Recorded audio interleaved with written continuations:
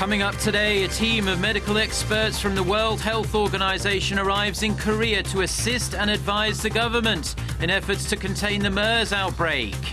Prime Minister nominee Hwang Kyo-ahn denies ethical lapses on the first day of his confirmation hearing at the National Assembly. Plus, in a bold pledge, the G7 vows to completely wipe out the world economy's dependence on carbon by the end of the century. Stay tuned for these stories and more.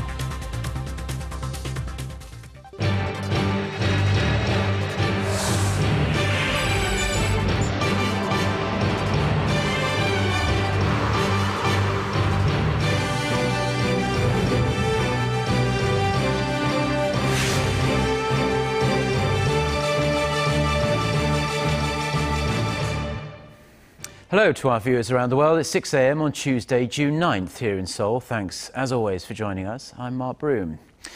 We begin with the latest on the Middle East Respiratory Syndrome, or MERS, outbreak that has Korea on edge. With public resentment rising over its weak initial response to the outbreak, the Korean government will hold a meeting every morning from this Tuesday to better monitor the ever-changing situation.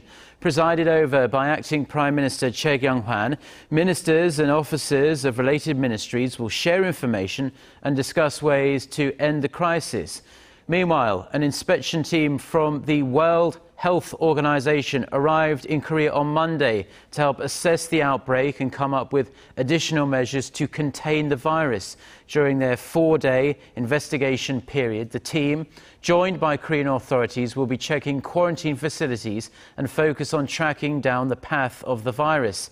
As the country on Monday confirmed the first MERS infection of a teenager believed to have caught the virus while receiving brain surgery at a hospital in Seoul, nearly 2,000 schools will remain closed on Tuesday, and this includes kindergartens, elementary, middle and high schools and more than a dozen universities.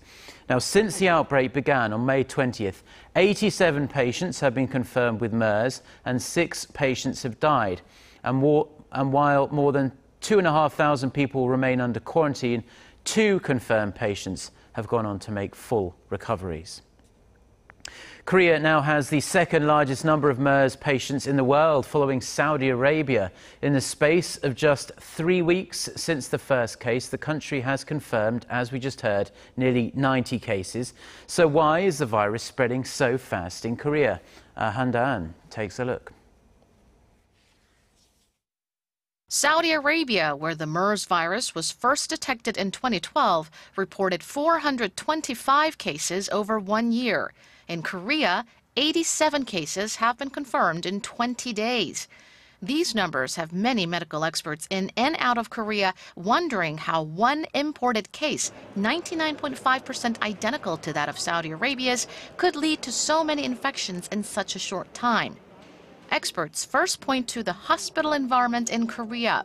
Most cases were transmitted in relatively narrow and crowded wards or emergency areas where several people share a room. During early stages of the disease, MERS patients were hospitalized in the packed rooms until confirmation. Many experts say those first days are when patients secrete the most virus. Margaret Chan, Director General of the World Health Organization, in an interview with Yonhap News Agency, also called attention to Korea's unique culture of families not only visiting but staying with a patient for a long period of time. Lee Jong-gu, director at the Center for Global Medicine of Seoul National University, blamed inadequate quarantine ventilation facilities at hospitals. Moreover, a U.S. science magazine, citing the WHO's point person on MERS, Peter Ben Mbarak, questioned if Korean medics had placed tubes in patients' airways for mechanical ventilation, a procedure that could have the side effect of causing the virus to be transmissible by air. Most experts agree the hazardous hospital environment, coupled with the Korean government's weak initial containment response, has led to the super spreading of the rare virus. However, health officials stress all secondary and tertiary infections occurred within hospitals, so there is no need to be overly afraid of MERS spreading in the general public. Han Da-an, Arirang News. President Park Geunhye vowed on Monday to end the MERS outbreak by the end of this week. Visiting the Central Response Headquarters in Seoul, the president gave full authority to a task force made up of mostly medical experts to do whatever it takes to contain the outbreak. Our Chae-sun reports.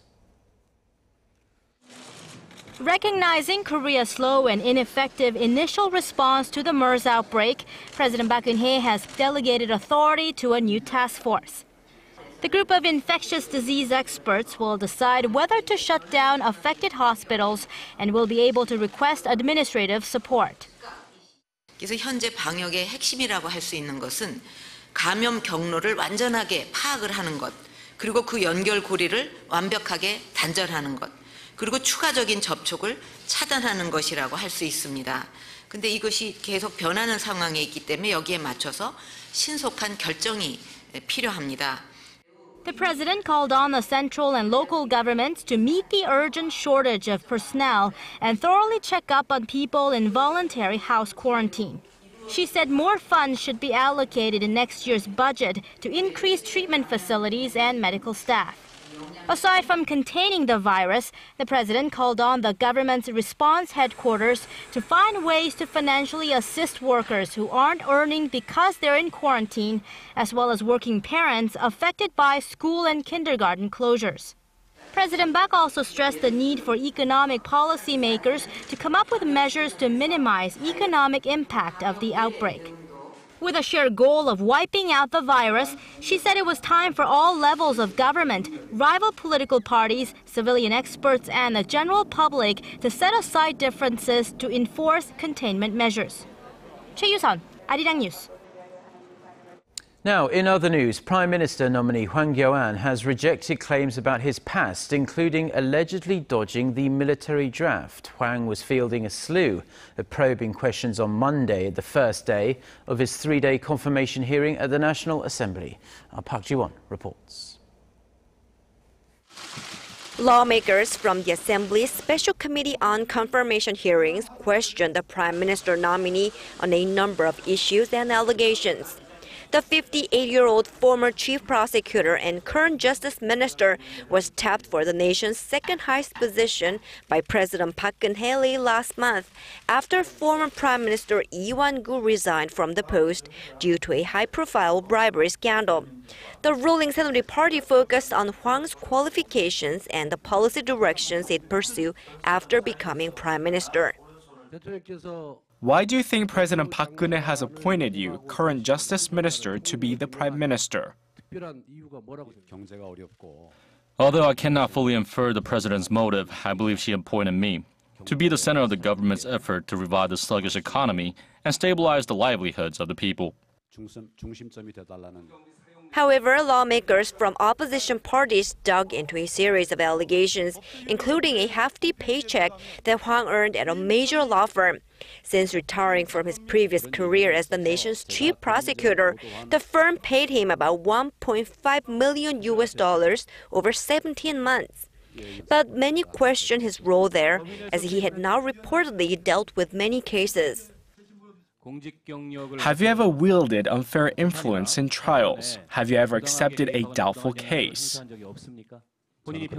I made considerable effort not to wield any influence and abstain from taking such cases. The committee also grilled Hwang on allegations of draft dodging and his previous career as prosecutor specializing in national security law.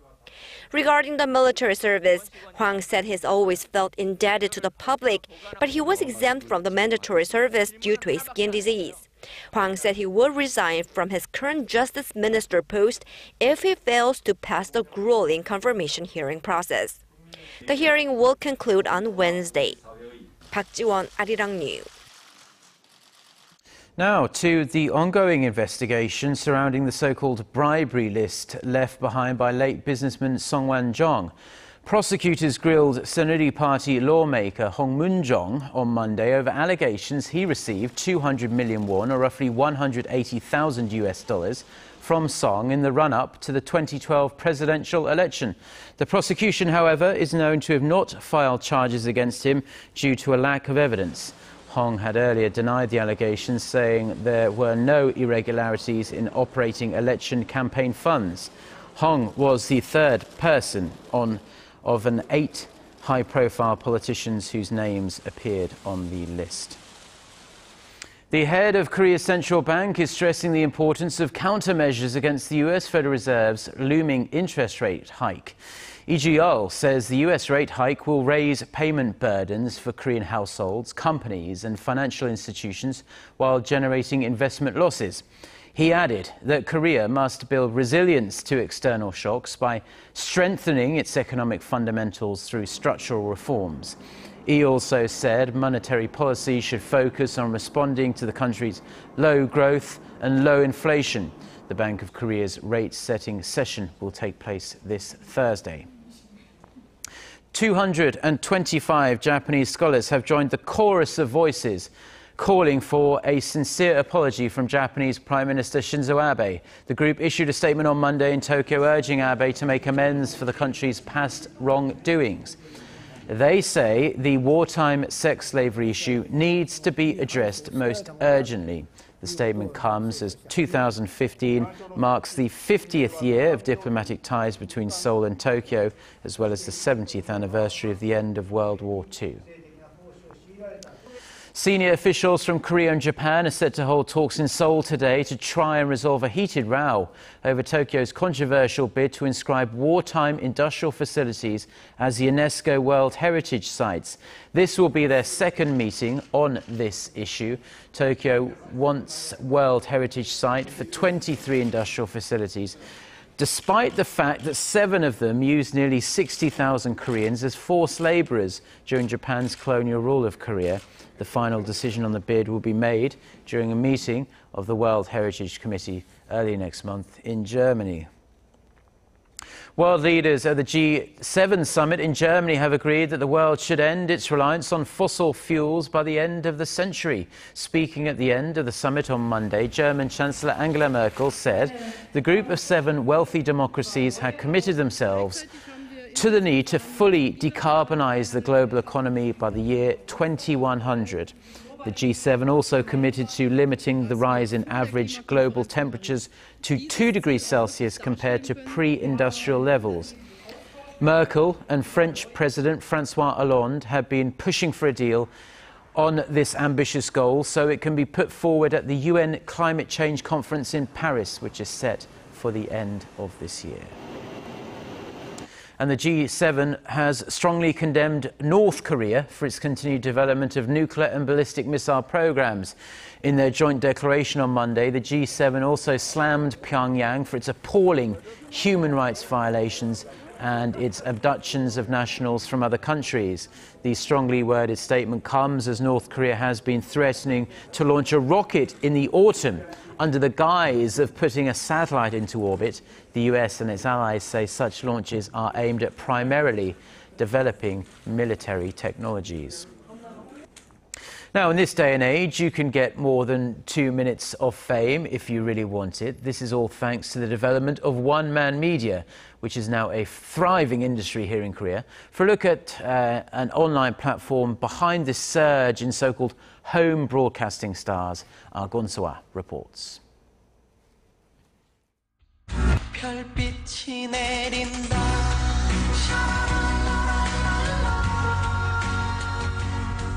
This broadcast jockey, or BJ, only needs a computer, a webcam, and a microphone to produce his one-man show.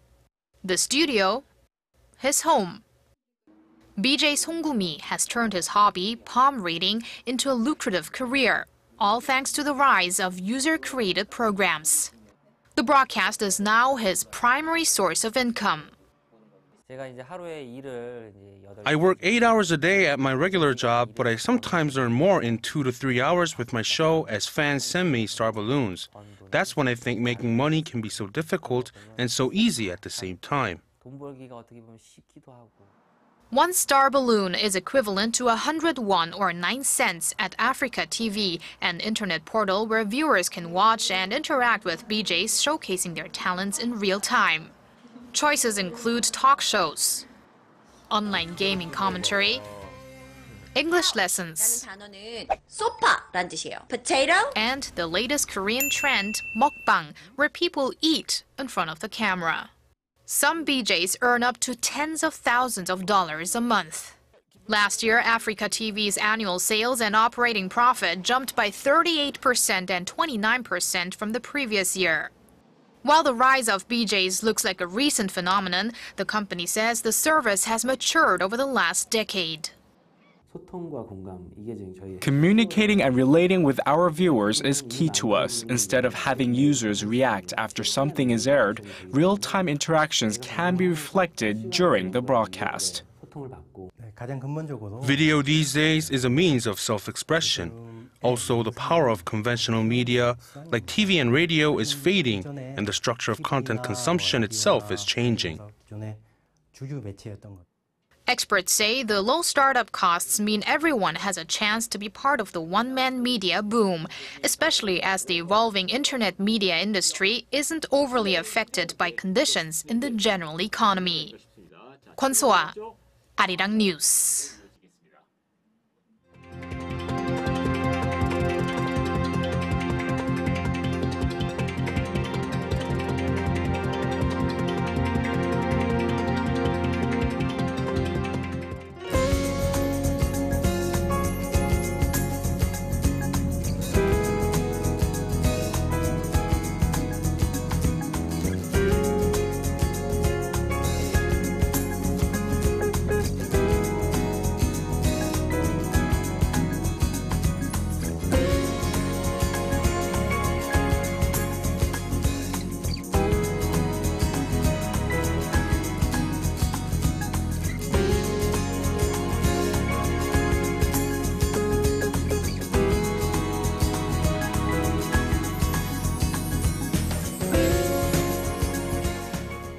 Well, those are the stories we have for you at this hour. Stay tuned for Business Daily. That's coming up at 8 a.m. Korea time, and I'll be back for our next newscast at noon. Until then, goodbye.